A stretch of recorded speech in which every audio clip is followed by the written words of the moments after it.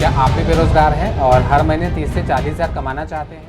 हमारे पास जो फ़ोन आया है वो है वीवो का U10।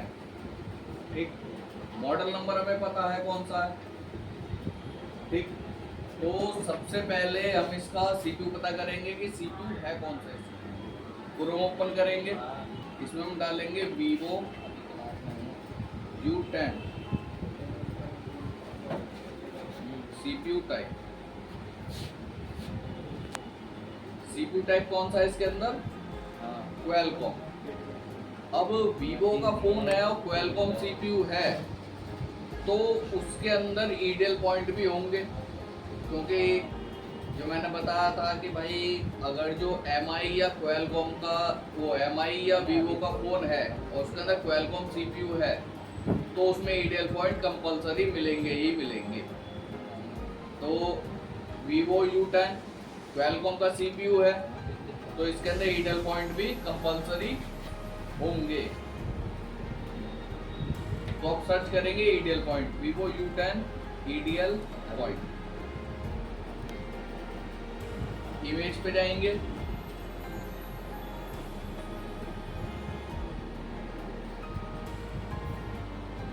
ये रेस में ये दो ईडियल पॉइंट है बैटरी कनेक्टर के ठीक नीचे। ये रे, ये आपको दिख रहे होंगे, ये दो जो है ये ईडियल पॉइंट है। इन दोनों को शॉर्ट करके इसके ऊपर चिमटी रख के और डाटा केबल जब लगाएंगे तब ये अपना पोर्ट बना लेगा क्वेलकॉम का। डिवाइस मैनेजर ओपन करते हैं और इसका पोर्ट बनाते हैं।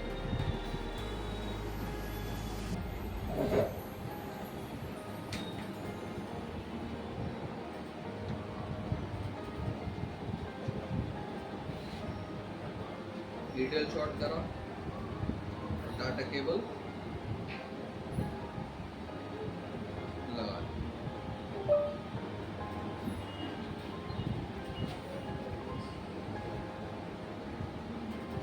इसने पोर्ट बना लिया Qualcomm HS USB QD loader 9008। और पोर्ट बनाते टाइम एक चीज हमेशा ध्यान रखना कि जो चिमटी है हमारी यूजर जो है वो किसी और चीज से मेटल से टच नहीं होनी चाहिए, क्योंकि वो टच हो गई तो पोर्ट नहीं बनेगा।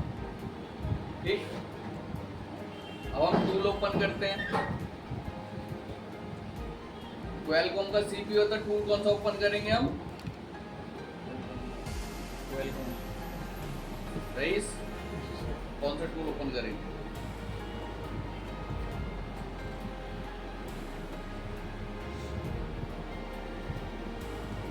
यूसी फायर हम ओपन करेंगे।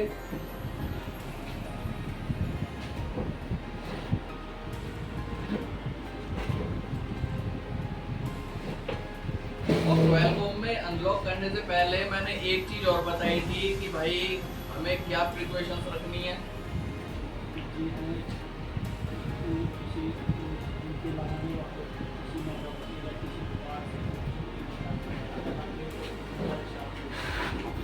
वो तो ठीक है।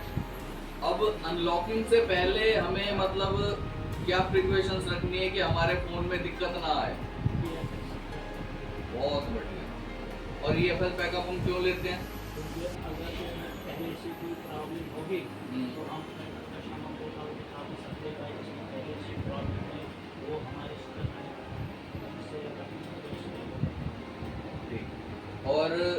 और क्या मतलब इस चीज से और क्या फायदा है अगर जो हम EFS का बैकअप ले लेते हैं? बहुत बढ़िया। EFS से ये है कि इनकेस अगर जो इसकी सिक्योरिटी फाइल डिलीट हो जाती है अनलॉकिंग में या फ्लैशिंग में किसी भी चीज में, तो हम EFS रिस्टोर करके हम जो उसकी सिक्योरिटी फाइल है दोबारा फोन के अंदर डाल सकते हैं। इसलिए हमें EFS का बैकअप लेना बहुत ज़्यादा जरूरी होता है स्टार्टिंग। और इनकेस मान लो पहले से ही इस फोन के अंदर प्रॉब्लम हुई और कस्टमर कह रहा नहीं इसमें प्रॉब्लम नहीं थी पहले से, तो हम उसको भी प्रॉपर आइडेंटिफाई कर सकते हैं, उसे बता सकते हैं कि इसमें पहले से ही प्रॉब्लम थी, क्योंकि अनलॉक करने से पहले हमने इसका सिक्योरिटी बैकअप ले लिया था और इसके अंदर सिक्योरिटी फाइल पहले होती तो वो दोबारा इसके अंदर रिस्टोर हो सकती थी, या वो पहले ही अगर डिलीट हो चुकी है सिक्योरिटी फाइल तो हम चाहे उसका बैकअप लें चाहे कुछ भी करें, वो इसके अंदर रिस्टोर नहीं होगी। तो अब इसका पहले EFS बैकअप ले लेते हैं, एग्जीक्यूट।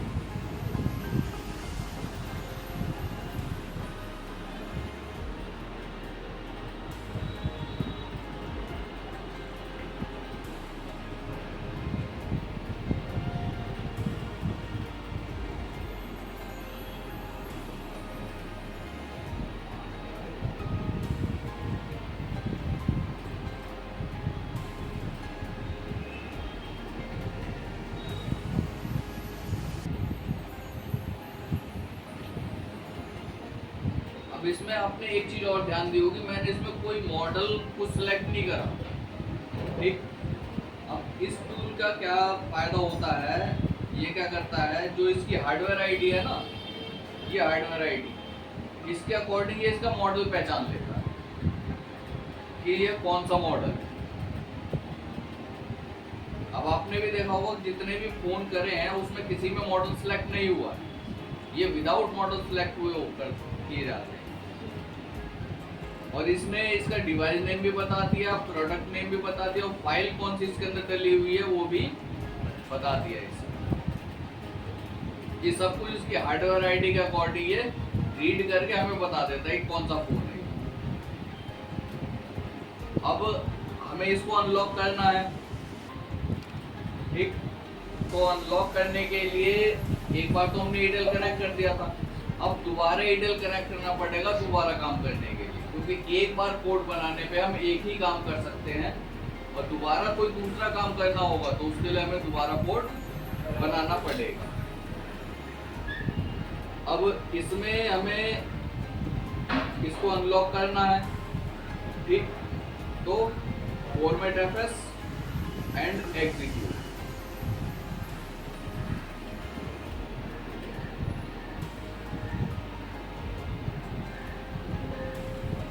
अब ये कह रहा है do you want to use safe format, yes. अगर जो इसका फोन की सिक्योरिटी अलाउ करती होगी डाटा बचाना तो इसका डाटा बच जाएगा, और फोन की सिक्योरिटी अलाउ नहीं करेगी तो इसका डाटा नहीं बचेगा। अब इसका एयरटेल शॉर्ट करके डाटा केबल कनेक्ट कर देंगे। ये हमने एयरटेल शॉर्ट करा और डाटा केबल कनेक्ट कर।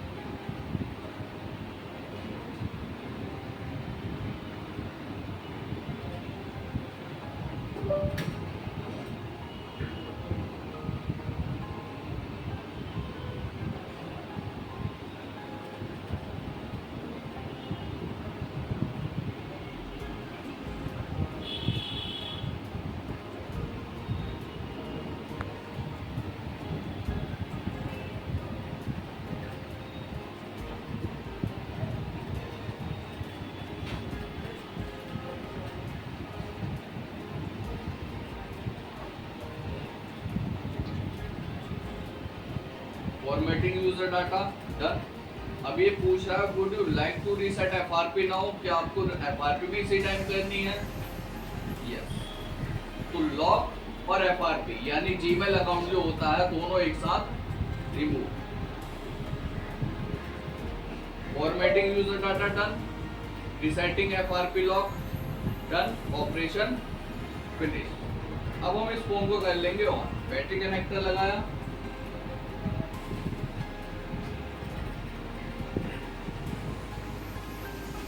फोन को ऑन कर दें।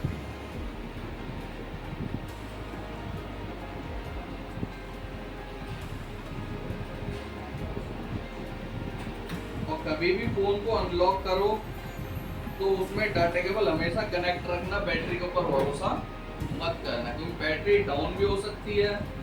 बट अगर जो आप उसे चार्जिंग पे लगा कर रखोगे या लैपटॉप से कनेक्ट या कंप्यूटर से कनेक्ट करके रखोगे तो उसमें डायरेक्ट सप्लाई जाती रहेगी, जिसकी वजह से फोन बंद नहीं होगा।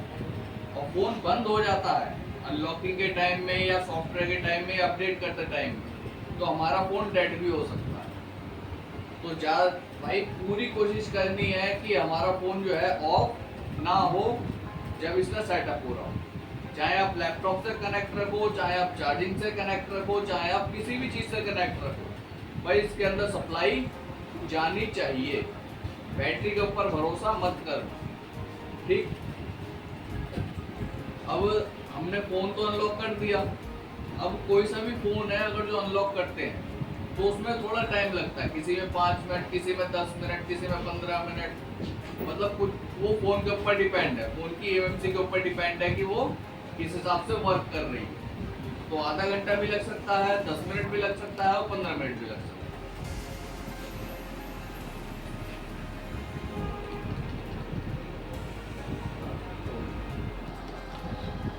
अब देखो जो फोन हमने ये अनलॉक करा था U10 वाला, ठीक, ये हो गया ऑन।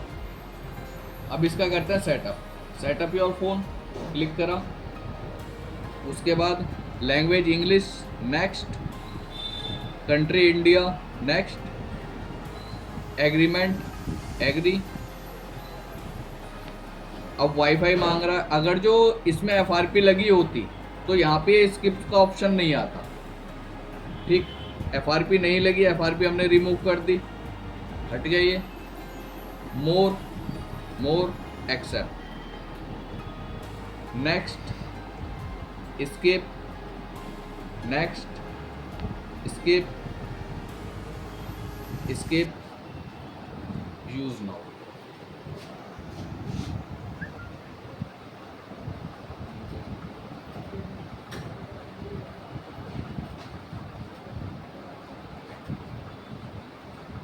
हमारा फोन प्रॉपर ऑन। अब इसकी IMEI भी चेक कर लेते हैं।